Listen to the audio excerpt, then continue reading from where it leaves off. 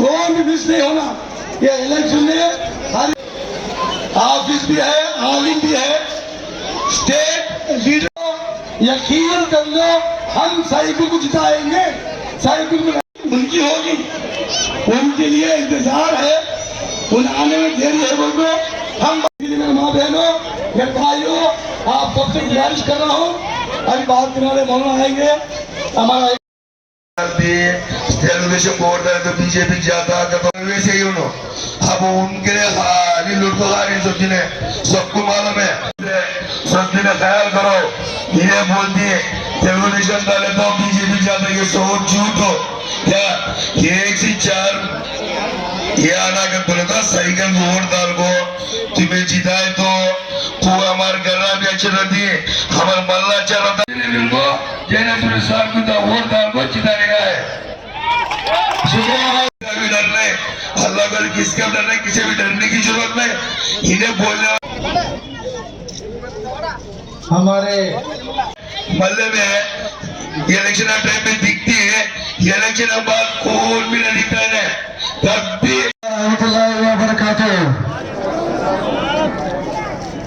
ఎంతసేపు మీరందరూ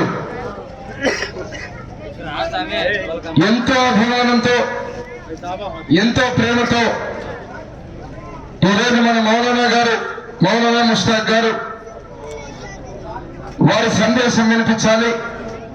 ఈ రాష్ట్రంలో ముస్లిం మైనారిటీ సోదరీమణుల మీద ఈ వైఎస్ఆర్ ప్రభుత్వంలో జరిగినటువంటి అన్యాయాలు, అత్యాచారాలు, అదేవిధంగా ఎటువంటి దుర్మార్గమైన విష ప్రచారాన్ని చేస్తున్నారో ఆ విషయాలన్నీ మనకు చెప్పడానికి ఈరోజు మన ఎమ్మెల్యేలు కూలి పంజా మైదానం ఏదైతే ఉందో వాటిని ఇక్కడున్న మైదానాన్ని మనం ఆసరా చేసుకొని మిమ్మల్ని అందరినీ కలిపి ఈ యొక్క కార్యక్రమాన్ని ముస్లింల పిలుపు టీడీపీ గెలుపు అనే కార్యక్రమాన్ని ఈరోజు ఈ వేదిక మీద ఉన్నటువంటి ముస్లిం minority సోదరీమణులకు, Telugu Desam party Muslim minority నాయకులకు, ఇక్కడ వచ్చిన మా అక్కలకు, చెల్లెలకు, అవ్వలకు, తాతలకు, పిల్లలకు అందరికీ ముందుగా పేరు పేరున చేతులెత్తి నమస్కారాలు తెలియజేస్తున్నా।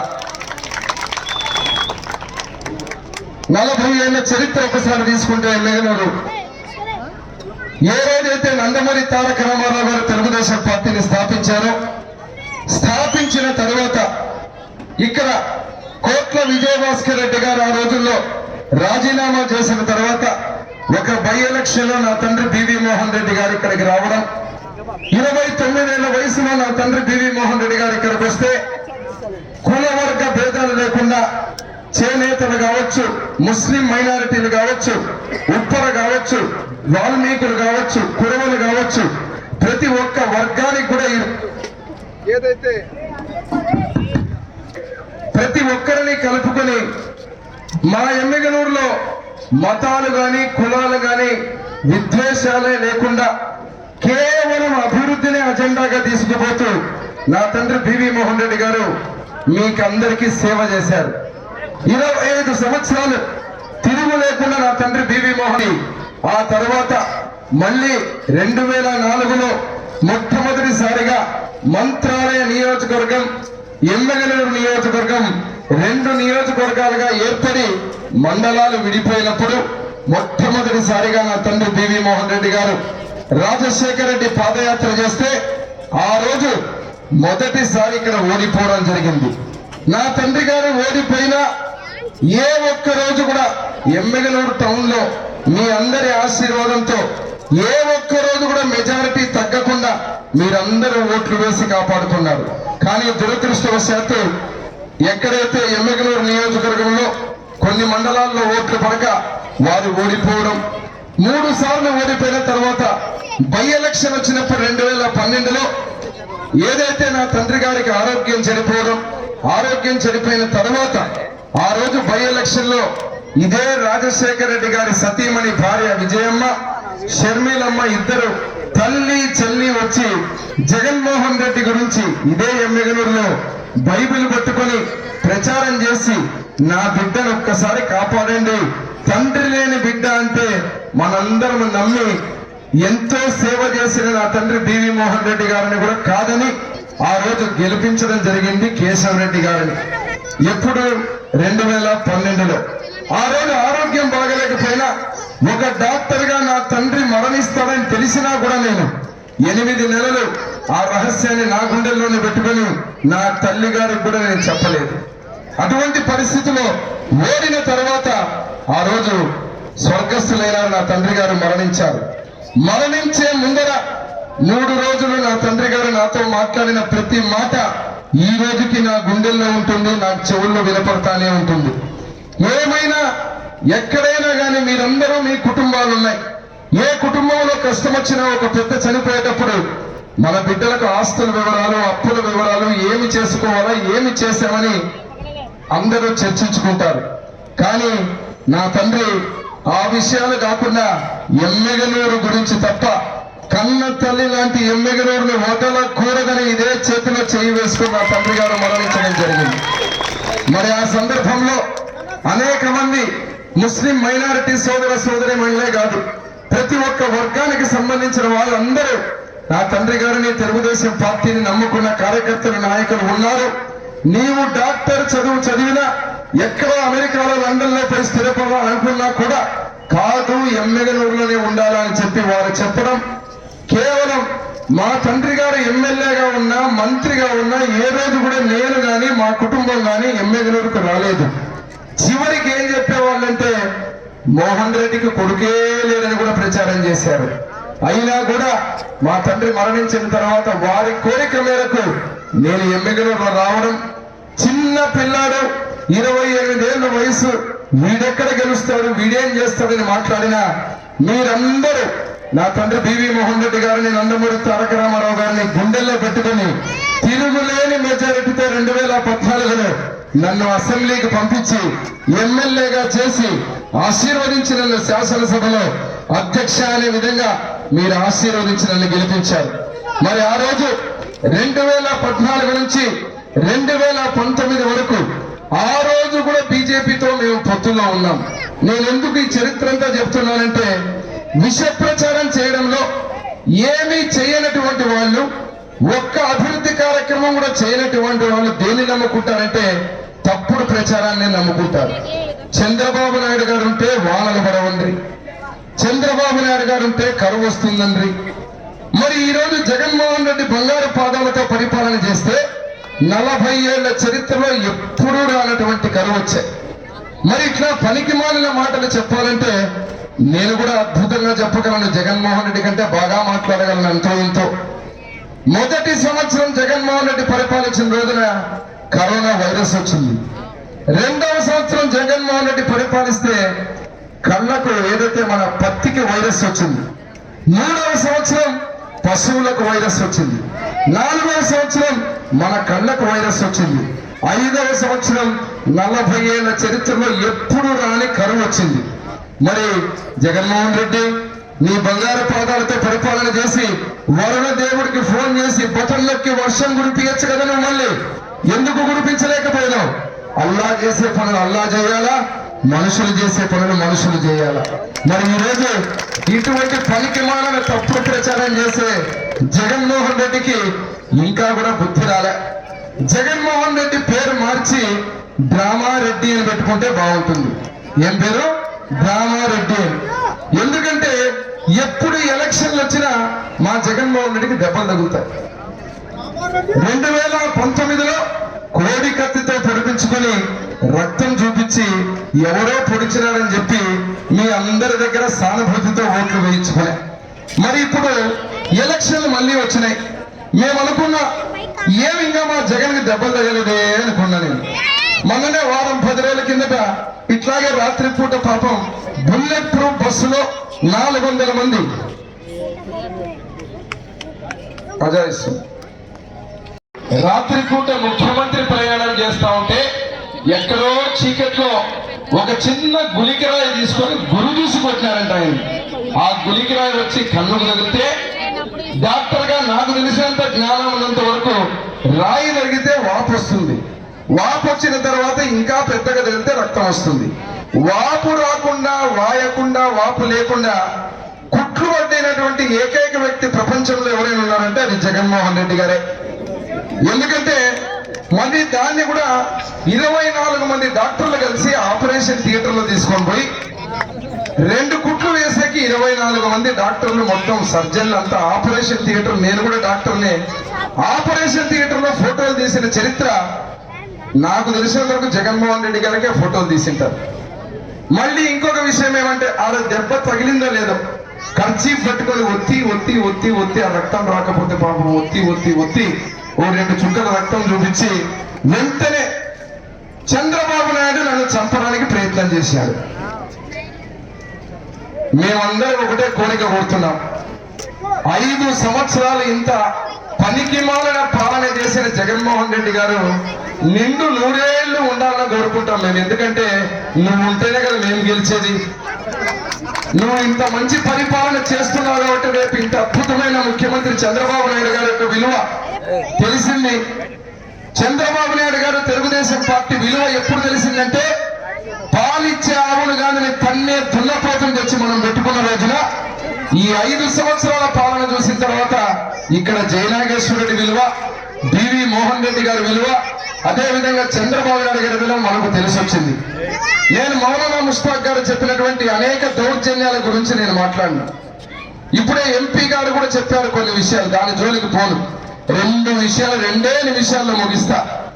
ఈ రోజు ఎమ్మెగనూరు పట్టణంలో ఆ రోజు నా తండ్రి గారు ఇచ్చిన 1000 పట్టాలు మైనారిటీ కాలనీ దూరంగా ఊరికి ఉన్నాయని చెప్పి ఎక్కడా విలువ లేదని చెప్పారు. ఈ రోజు కోట్ల రూపాయలు విలువ చేసే ఆ భూమిని ప్రతి ఒక్కరూ కావాలని ప్రయత్నం చేసేవాళ్ళే. మరి అదే రకంగా షాదీఖానా కావచ్చు, షాదీఖానా కాంపౌండ్ వాళ్ళు కావచ్చు, పెద్ద మసీదు కావచ్చు, ఈద్గాలు కావచ్చు, ఇమాములకు మౌజములకు జీతాలు కావచ్చు, అదే రకంగా మసీదులకు రంగులు చున్న వేసేటువంటి నిధులు కావచ్చు, ప్రతి ఒక్క కార్యక్రమాన్ని కూడా తెలుగుదేశం పార్టీ హయాంలో చేసిన అభివృద్ధి. మళ్ళీ నా తండ్రి గారి తదనంతరం నేను ఎమ్మెల్యేగా ఆశీర్వదించి మీరందరూ నన్ను గెలిపించిన రోజున ఆ రోజు కూడా బీజేపీ పొత్తులో ఉన్నాం మేము. మరి ఎమ్మెగనూరులో నేను అడుగుతున్నా, మా అక్కలు చెల్లెలను అడుగుతున్నా, ఈరోజు సూటిగా 5 సంవత్సరాలు మా మైనారిటీ సోదరులను అడుగుతున్నా, 5 సంవత్సరాలు ఎమ్మెల్యేగా జయనాగేశ్వరుడి చిన్న పిల్లోడు అని చెప్పి నన్ను గెలిపించిన తర్వాత ఈ చిన్న పిల్లోడు ఎమ్మెగనూరులో ఎమ్మెల్యేగా ఉన్నప్పుడు ఎవరి మీదైనా మైనారిటీ సోదర సోదరీమణుల మీద ఈగైనా వాలిందా అని అడుగుతున్నా. ఎక్కడైనా ఆగిందా, ఈదైనా వాదిందా చెప్పండి. ఒక్క ఈగైనా వాలిందా మైనారిటీ సోదరుల మీద, మీ ఆస్తుల మీద అడుగుతున్నా. ఆ రోజు బీజేపీ పొత్తులో ఉంది. రంజాన్ తోఫా ఇచ్చాం, ఇమాముల మౌజములకు జీతాలు ఇచ్చాం, దర్గాలకు చున్న వేశాం. నేను స్వయంగా చంద్రబాబు నాయుడు గారిని ఒప్పించి పెద్ద మసీదుకు 56 లక్షల రూపాయల డబ్బులు శాంక్షన్ చేసుకొని వస్తే ఈ ప్రభుత్వం వచ్చిన తర్వాత ఆ డబ్బులు మొత్తం వెనక్కి పంపించారు. ఈద్గాలకు, అదే రకంగా మదరసాలకు ఏ రోజు కూడా అడ్డుపగ తగలకుండా అన్ని అభివృద్ధి కార్యక్రమాలు ఆ రోజు చేశాం. మరి ఈ రోజు కొత్తగా విష ప్రచారం చేసే దాంట్లో దిట్ట జగన్మోహన్ రెడ్డి పార్టీని ఎందుకంటున్నానంటే 2014లో నన్ను చిన్న పిల్లోడు అన్నారు. 2019లో ఓడిపోయిన తర్వాత ఇంకా ఉండడు, హైదరాబాద్కి వెళ్ళిపోతాడు, ఓడిపోయినాక మోహన్ రెడ్డి కొడుకు ఇక్కడ ఉండడని చెప్పి ప్రచారం చేశారు. ఇప్పుడు 2024లో ఏం చేస్తున్నారంటే పైసా నహీ మేరే పాస్, पैसा नहीं कहते मेरे पास।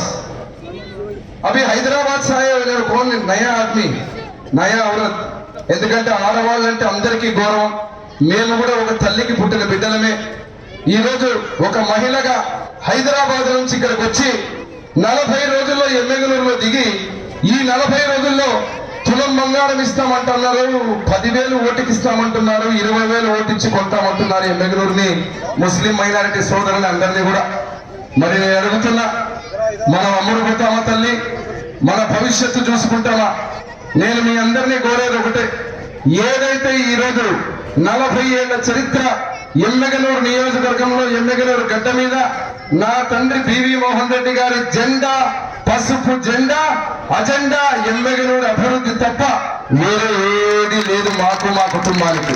మరి ఇక్కడ ఈ రోజు అభ్యర్థిగా నిలబడిన వ్యక్తి ఎంపీగా వైఎస్ఆర్ పార్టీలో గెలిచి తెలుగుదేశం పార్టీ కండువా కప్పుకొని పార్టీ మారి మళ్ళీ తెలుగుదేశం పార్టీ నుంచి వైఎస్ఆర్ పార్టీకి వచ్చి ఈ రోజు ఎన్ని జెండాలు మార్చారు? ఏముంది వాళ్ళ అజెండా? ఈ రోజు అభివృద్ధి అజెండా కాదు. కర్నూలుకు టికెట్ ఇస్తే కర్నూలుకు పోయేవాళ్ళు, ఆదోనికి టికెట్ వస్తే ఆదోనికి వచ్చేవాళ్ళు, ఎమ్మెగనూరుకు టికెట్ ఇచ్చినందుకు ఎమ్మెగనూరుకు వచ్చారు. అంతే తప్ప మీకు మాకు ఉన్న అనుబంధం వారికి ఏ సంబంధం లేకుండా ఈ రోజు రాజకీయాల కోసమే ఇక్కడ వచ్చి డబ్బులు వెదజల్లాలని చూస్తున్నారు. ఇక్కడికి వచ్చినప్పుడు ఏదైతే ఉన్నటువంటి ప్రతి ఒక్కరు ముస్లిం మైనారిటీ సోదర సోదరి మండల విషయంలో ఎన్ని బాధలు ఎన్ని ఇబ్బందులు మౌలానా ముస్తాక్ గారు చెప్పారు. మన బిడ్డల మీద జరిగిన దాడులు నేను కళ్ళారా చూశాను. హాజీరాబి ఎర్రబాడులో ఆ బిడ్డని మిట్ట మధ్యాహ్నం మానభంగం చేసి చంపితే మేము లోకేష్ బాబు గారు ఆ విలేజ్ కి ఆ గ్రామానికి పోవాలంటే కూడా మమ్మల్ని అడ్డుకుంటారా? ఆ తల్లి కళ్ళ నీళ్లు పెట్టుకుని నా బిడ్డని కాపాడే దిక్కే లేదా అంటే కేసు రిజిస్టర్ చేయడానికి కూడా మీకు చేతులు కాలేదే. సిబిఐ ఎంక్వైరీ ఏమంటే సిఐడి ఎంక్వైరీస్ చేతులు దులుపుకున్నారే. మిస్బా అనే బిడ్డ గురించి చెప్పారు, అబ్దుల్ సలాం ఆత్మహత్య గురించి చెప్పారు. ఒక ముస్లిం మైనారిటీ బిడ్డకు బుర్ఖా అంటే అంత పవిత్రమైనటువంటి పరిస్థితి. ఈ రోజు ఆ బుర్ఖాని లాగడానికి వైసీపీ గుండాలు ప్రయత్నం చేస్తే ఎవరైనా అరెస్ట్ చేశారా? గన్ను కంటే ముందు వస్తున్నాడు జగన్. ఎక్కడున్నాడు? గన్ను కంటే ముందు జగన్ అడుగుతున్నాడు. ఈరోజు నేను చివరిగా ఒకటే చెప్పదలుచుకున్నా తల్లి మీ అందరికీ, ఎమ్మెగనూరు నియోజకవర్గంలో మీరందరూ ఆశీర్వదించిన తర్వాత ముస్లిం మైనారిటీ బిడ్డల జోలికొచ్చిన, ముస్లిం మైనారిటీ బిడ్డల మాన ప్రాణాల జోలికొచ్చిన, ముస్లిం మైనారిటీ బిడ్డల ఆస్తుల జోలికొచ్చిన, వక్ఫ్ ఆస్తుల జోలికొచ్చిన, ఎవరైనా ఎవరి జోలికొచ్చినా కూడా ముందు దాటాల్సింది జయనాగేశ్వరుడిని దాటిపోవాలి తప్ప ఎవరైనా కానీ తప్పుడు మాటలు కానీ తప్పుడు కార్యక్రమాలు చేస్తే వాళ్ళ తాట తీస్తాం. ఏదైతే 5 సంవత్సరాలు నా తండ్రి గారు ఎమ్మెగనూరు అంటేనే ప్రశాంతతకు నిలవు. ఎక్కడ కూడా మనందరం రంజాన్ పండగ వచ్చిందంటే 25 ఇళ్లలో నేను ఎక్కడికి పోయినా షీర్ ఖుర్మా తిని నా కడుపు నిండిపోతుంది. ఎప్పుడు కూడా నన్ను తిని ప్రతి ఒక్కరు అంత ప్రేమగా నన్ను ఆహ్వానిస్తారు. ఈ రోజు మధ్యలో చిచ్చులు పెట్టడానికి పార్టీలు మతాలని వచ్చేటువంటి ఇటువంటి దొంగలు దుర్మార్గులతో అప్రమత్తంగా ఉండాలా. ఈ రోజు ఈ సభ పెట్టడానికి కూడా కారణం ఎవరైతే విషపూరితమైనటువంటి ఆలోచనలతో ఈ కార్యక్రమాన్ని చేస్తున్నారో మనందరము ఎదుర్కోవాలా. రేపు 13వ తేదీ జరిగే ఎన్నికల కురుక్షేత్రంలో మీరందరూ ఎన్ని డ్రామాలు ఆడినా ఈ డ్రామా రెడ్డి మేనిఫెస్టో వదిలేయడం అన్న చివరి డ్రామా. ఆ మేనిఫెస్టో ఎట్లుందంటే రోబో 2 సినిమా చూసారమ్మా? Robo 2.0 robo. ఫస్ట్ ఏమో రోబో, రెండోదేమో రోబో 2.0 వర్షన్. అట్లా నవరత్నాలు అయిపోయింది, ఇప్పుడు నవరత్నాలు ప్లస్ అంటే. ఒక చిన్న విషయం చెప్తాం, మా మౌలానా గారు మాట్లాడారు కాబట్టి 15,000 అమ్మఒడి ఇస్తామని చెప్పి ఒక సంవత్సరం 13,000, 11,000, 9,000, ఒక సంవత్సరం 0 ఇచ్చి రేపంట మళ్ళా ఫ్యాన్ గుర్తు కోటు వేస్తే ఈ 15 సంవత్సరాలు ఇవ్వడానికి 15,000 చేతకాక రేపు 17,000 ఇస్తారంట ఆయన మేనిఫెస్టో. అంటే ఎవరిని నమ్మించడానికి మీరు, ఎవరిని మోసం చేయడానికి మీరు ఇక మీ మాటలు నమ్మడానికి సిద్ధంగా లేరు. ముస్లిం మైనారిటీ బిడ్డలు ఎవరైతే ఉన్నారో ప్రతి ఒక్కరు కూడా తెలుగుదేశం పార్టీ గెలుపుని ప్రతి ఒక్కరు ఆశీర్వదించబోతున్నారని చెప్పి ఈ సభ ద్వారా అందరికీ అర్థమైంది. ప్రతి ఒక్కరు కూడా మీ అందరికీ పేరు పేరున చేతులెత్తి నొక్కుతూ దయవుంచి 2 బటన్లు మనం నొక్కబోతున్నాం. సైకిల్ బటన్ నియోజకవర్గ తెలుగుదేశం పార్టీ అభ్యర్థి అయినటువంటి జయనాగేశ్వర రెడ్డి గారికి ముస్లిం మైనార్టీలు ఘనంగా సన్మానిస్తున్నారు. అలాగే ఈ కార్యక్రమానికి వచ్చేసినటువంటి मेरे माँ बहनों को सबको यहाँ पर